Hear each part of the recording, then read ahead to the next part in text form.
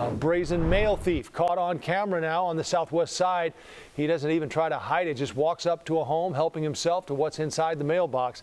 In a story you'll see only on CBS Chicago tonight, our Jermont Terry spoke to the homeowner and has new data on how often this is happening.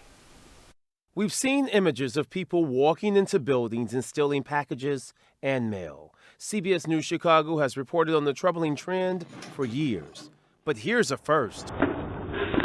A stranger walks onto the front porch of this house in Scottsdale off 79th and Cicero. He just walked up to my house like he lived there. Carla Murares doesn't know the guy, but his actions leave her with many questions. It's one thing if he's trying to put something in my mailbox, but he's taking something out. So like, what does he want? What is he looking for?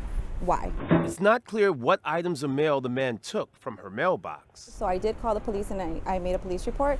I didn't realize until recently that I could have made a report with the postmaster. It turns out across the country, more people are reporting mail thefts. The 2024 U.S. Postal Service Office of Inspector General's semi-annual report to Congress warns personal or business checks, U.S. Treasury checks, and credit debit cards are in high demand in criminal circles. Stealing from the mail is still a valuable thing to the fraudster. From April 1st through September 30th of last year, the OIG opened 773 investigations of mail theft nationwide.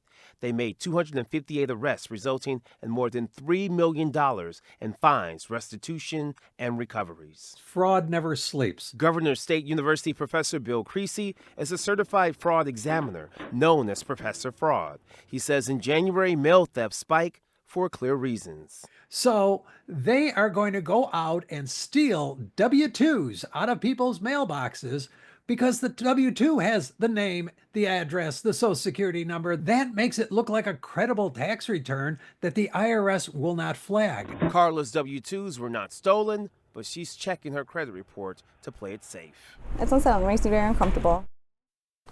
Now, as for W-2s, it's recommended you print them from your employer online portal instead of having them mailed to you. The USPS also has an option called informed delivery. You get a digital scan of every piece of mail expected in your mailbox. Professor Fraud says if your mailbox does not have a lock, get one, because, Joe, we have to protect that personal information. And as we just saw there, the thieves don't even seem to care. Right? They don't. I mean, his face was not covered at all. Everyone has doorbell cameras now. Jermont, thanks a lot.